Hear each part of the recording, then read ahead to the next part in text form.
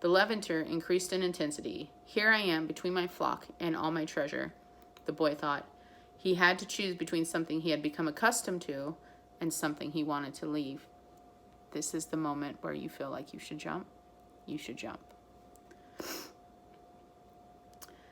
There was also the merchant's daughter, but she wasn't as important as his flock because she didn't depend on him. Maybe she didn't even remember him. He was sure that it made no difference to her on which day he appeared. For her, every day was the same. And when each day is the same as the next, it's because people fail to recognize the good things that happen in their lives every day that the sun rises. I left my father, my mother, and the town castle behind. They have gotten used to my being away, and so have I. The sheep will get used to my not being there too, the boy thought. From where he sat, he could observe the plaza. People continued to come and go from the baker's shop. A young couple sat on the bench where he had talked with the old man, and they kissed. That baker, he said to himself without completing the thought. The levanter was still getting stronger, and he felt its force on his face. That wind had brought the Moors, yes, but it also brought the smell of the desert and of veiled women. It had brought with it the sweat and the dreams of men who had once left to search for the unknown, and for gold and adventure, and for the pyramids.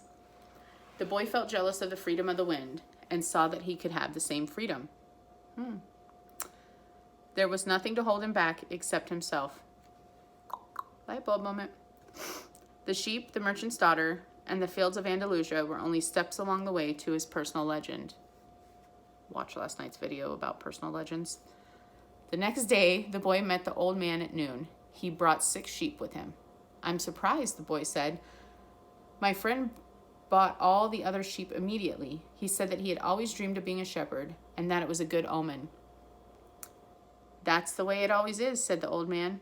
It's called the principle of favorability. When you play cards the first time, you are almost sure to win. Beginner's luck.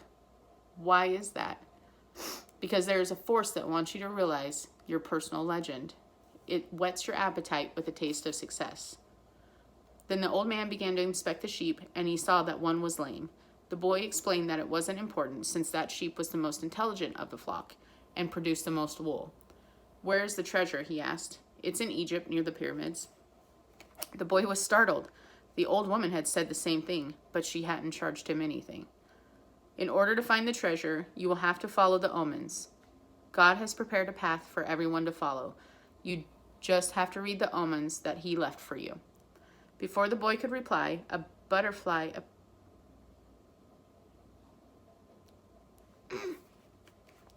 Hold on. I'll explain why that just hit me like it did in tomorrow's video. Before the boy could reply, a butterfly appeared and fluttered between him and the old man.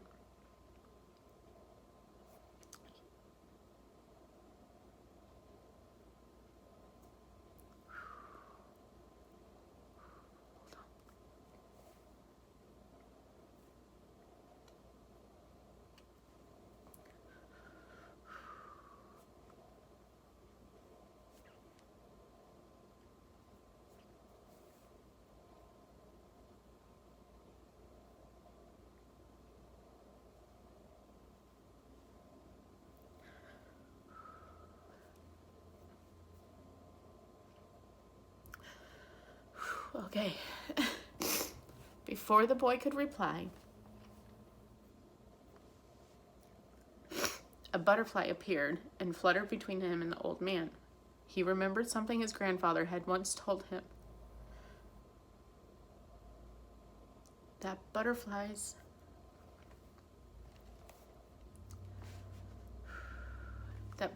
were a good omen, like crickets and like grasshoppers, like lizards and 4-leaf clovers. That's right, said the old man, able to read the boy's thoughts. Just as your grandfather taught you, these are good omens. The old man opened his cape, and the boy was struck by what he saw. The old man wore a breastplate of heavy gold, covered with precious stones. God dang.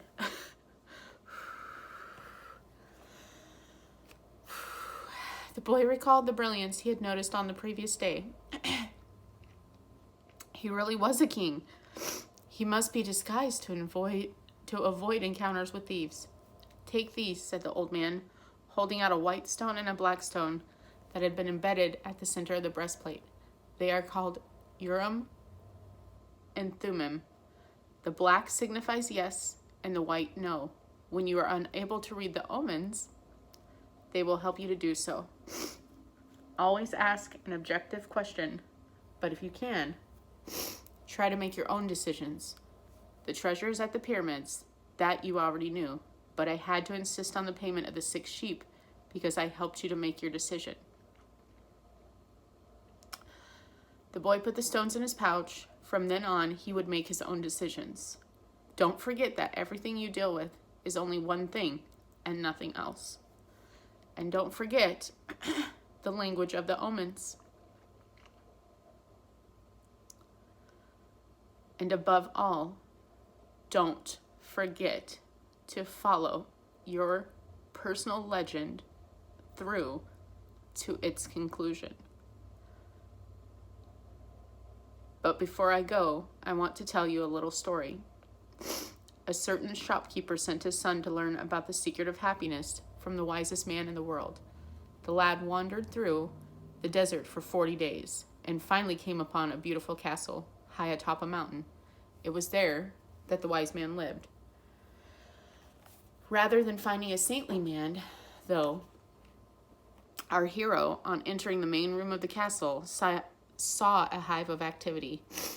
Tradesmen came and went. People were conversing in the corners. A small orchestra was playing soft music, and there was a table covered with platters of the most delicious food in that part of the world. The wise man conversed with everyone, and the boy had to wait for 2 hours before it was his turn to be given the man's attention. Excuse me. The wise man listened attentively to the boy's explanation of why he had come, but told him that he didn't have time just then to explain the secret of happiness. He suggested that the boy look around the palace and return in 2 hours. Meanwhile, I want to ask you to do something, said the wise man, handing the boy a teaspoon that held 2 drops of oil. As you wander around, carry this spoon with you without allowing the oil to spill. The boy began climbing and descending the many stairways of the palace, keeping his eyes fixed on the spoon. After 2 hours, he returned to the room where the wise man was. Well, asked the wise man, did you see the Persian tapestries that are hanging in my dining hall? Did you see the garden that it took the master gardener 10 years to create? Did you notice the beautiful parchments in my library? The boy was embarrassed and confessed that he had observed nothing. His only concern had been not to spill the oil that the wise man had entrusted him with. Then go back and observe the marvels of my world, said the wise man. You cannot trust a man if you don't know his house. Relieved, the boy picked up the spoon and returned to his exploration of the palace. This time, observing all of the works of art on the ceilings and the walls, he saw the gardens, the mountains all around him, the beauty of the flowers, and the taste with which everything had been selected. Upon returning to the wise man, he related in detail everything he had seen. But where are the drops of oil I entrusted to you? Asked the wise man. Looking down at the spoon he held, the boy saw that the oil was gone. Well, there is only one piece of advice I can give you, said the wisest of wise men. The secret of happiness is to see all the marvels of the world, and never to forget the drops of oil on the spoon. The shepherd said nothing. He had understood the story the old king had told him.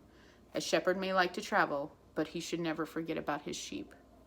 The old man looked at the boy, and with his hands held together, made several strange gestures over the boy's head. Then taking his sheep, he walked away. That's where I'll stop tonight. Thanks for joining me. Just a quick little thing before I close this video. Emotions, like what I just experienced out of nowhere, are there for a reason. And when we block them, when we try to not feel them, when we try to not express them, all that does, it doesn't do any good. It doesn't help anybody else. In fact, all it does is continues to hinder us in our path, in our happiness, it'll end up coming out in other ways, like getting sick, headaches, stomach aches, body pains in like weird random places, illnesses, because disease, the word disease is, if you break it down, is dis-ease, meaning not at ease. So the more that you, when the feelings come, whether it's happiness or sadness or, whatever the feeling is, when it comes, just let it go through. Let it go through. In that moment, don't try to stop it. Go with the flow. Stop for a second, breathe, acknowledge it, validate it, go, okay, where is this coming from? And I knew exactly where that feeling was coming from, that huge feeling that I just felt. I just don't have the time, to share it tonight. I'll share tomorrow on tomorrow's video. And, but anyhow, society has taught us, and especially men, especially boys and men, that it's weak to feel. It's a weak to show our emotions. We have to be tough. We have to man up. We have to have, grow some balls and blah, blah, blah, blah, and don't be a pussy and this, that, or the other. Fuck that. Excuse my French, but not excuse my French. Sorry, not sorry. F that and everything and everyone who thinks that and tries to teach that. I realize that they think that and try to teach that because that's what they were taught, but no more, absolutely no more should we think that or even try to continue that thought process into other people, into our loved ones, into the next generation. Hello, why do you think that we're going through the crap and have gone through the crap in the world like we have, like all the wars, the famine, the child abuse, domestic abuse, people killing themselves or wanting to kill themselves? Hello, I'm one of them. I've attempted suicide several times throughout my life. Thank God, or that my higher power or the universe or whatever is up there, that it didn't work. And it didn't work because my job here is not done. And so anyways, here I am getting emotional again, but I'm okay with it. I am so okay with it, because if I can be raw and I can be vulnerable, then again, I can help at least one person out of the 7.8 billion people in this world to do the same and to be okay with who they are and to heal themselves, to help heal at least one other person themselves too. So this turned into a 30-minute video when I was going to try and keep it at 15 minutes or less, but I think that's because the universe conspires to help you reach your personal legend once you realize what it is and you start putting in the work and you change your perception, because when you change your perception, you change your life. So with all that, I want to say good night. I want to say thank you for joining me. And tomorrow, approximately this same time, please join me again for what will be part 5 and what will be my butterfly story. Love you guys.